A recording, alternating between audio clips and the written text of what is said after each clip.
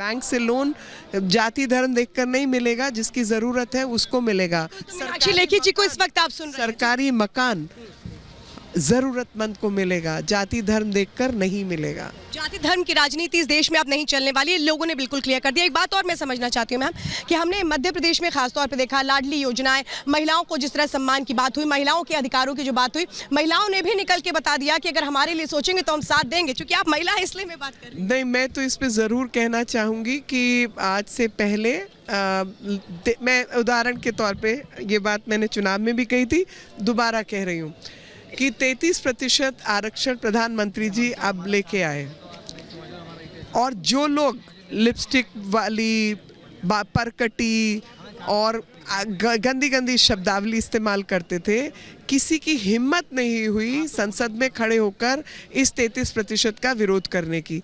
तो आपको क्या लगता है कि उन लोगों की मानसिकता बदली है? जवाब है नहीं। वो जानते हैं कि पिछले 10 साल में महिलाओं के जीवन को बदलने के लिए इस प्रकार का काम हुआ है कि आज महिलाएं एक पॉलिटिकल फोर्स, राजनीतिक शक्ति के रूप में उभरी हैं, और जो उसका विरोध करेगा, जो उसके मान नहीं करेगा, अपमान करेगा या उसके पक्ष में नहीं बोलेगा, उस नुकसान खाएगा। तो इसलिए आज इन सब के ताने बता दिया कि पनौती कौन है। वो मैंने भी उस वक्त यही कहा था। मैं कहा देखिए, पहली बात तो देश के प्रधानमंत्री के प्रति, इस भारत के प्रधानमंत्री के प्रति आप इस तरीके की भाषा का प्रयोग करते हैं तो भारत की जनता को भी नाराज़ कर रहे हैं। साथ में उनको कुछ नहीं होगा, आप अपना परिचय बता रहे हैं कि आपका सभ्यता, संस्कृति और परिवार में पालन पोषण के जो नियम होते हैं वो क्या है, ये आप अपना परिचय दे रहे हैं। प्रधानमंत्री को कुछ नहीं होने वाला, नंबर 1। नंबर 2, भाई लगातार एक क्रिकेट मैच हारे तो उसके लिए आपने पनौती बोल दिया। इसरो में हमारी चंद्रयान 1 में फेलियर हुई थी, तब भी प्रधानमंत्री जी ने जाके हमारे इसरो चीफ को गले लगाया था और हिम्मत दी थी। हार जीत रहती है, हार जीत रहने से आपको ऐसा व्यवहार नहीं करना, लेकिन बल्कि अगर कुछ कमी रह जाती है तो उसका मनोबल बढ़ाना है। बिल्कुल मैम, बिल्कुल। और बिल्कुल मैम, दर्शक भी आपको सुन रहे हैं। फिलहाल आप हमारे साथ जुड़ी, एक बार फिर से आपको बहुत बहुत बधाई जीत की, बहुत बहुत धन्यवाद बात करने के लिए। देखिए, इस वक्त मीनाक्षी लेखी हमारे साथ थी जो साफ तौर बता रही थी कि जनता ने जवाब दिया है, लेकिन क्या कुछ कहते हैं राजस्थान में जो ये जीत दर्ज करने के साथ आगे की रणनीति बीजेपी की हो सकती है, उससे जुड़ी रिपोर्ट देखिए।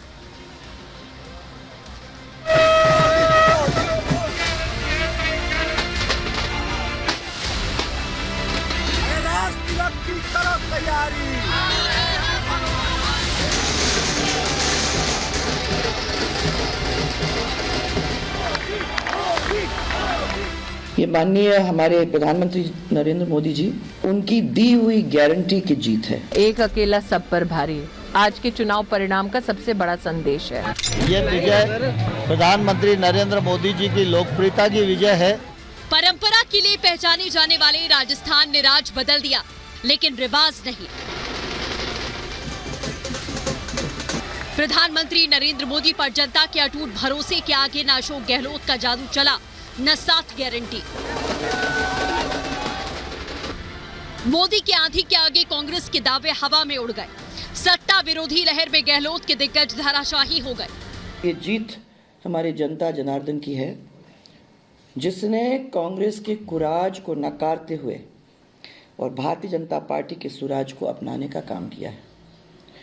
और ये जीत 2024 में मोदी जी को फिर से देशवासियों की सेवा का अवसर देने की, जो सरकार के काम लिखे, योजनाएं लिखी ग्राउंड पर, और वैसे ही जो राजस्थान सरकार की झूठी घोषणाएं, झूठी योजनाएं और झूठी गारंटीज, लोगों ने देखा कि कुछ भी पॉसिबल नहीं, कुछ भी नहीं करके दिखा।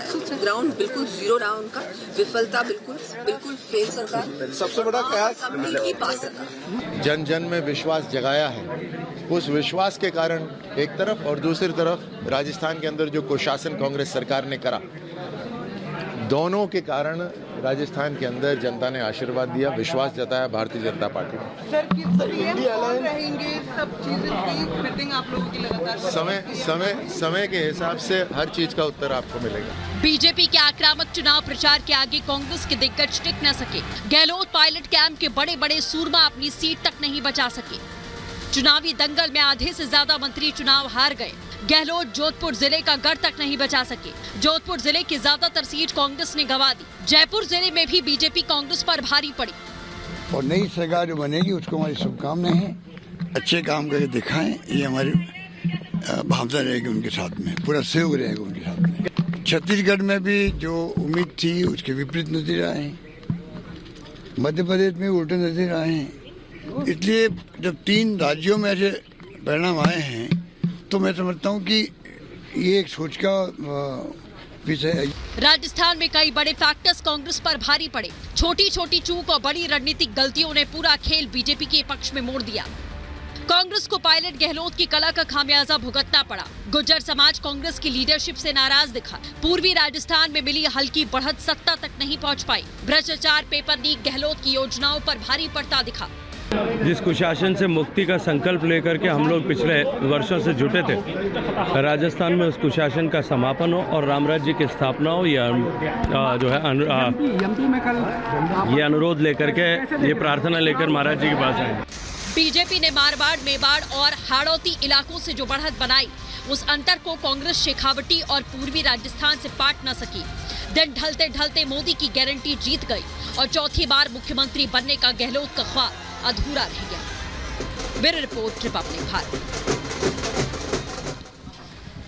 तो देखिए, लगातार आपको बता रहे हैं कि इस वक्त उत्साह किस तरह से बढ़ा हुआ है और अब क्या कुछ होगी आगे की प्लानिंग, क्योंकि जीत के बाद उस पर काम करना और बड़ी चुनौती होता है।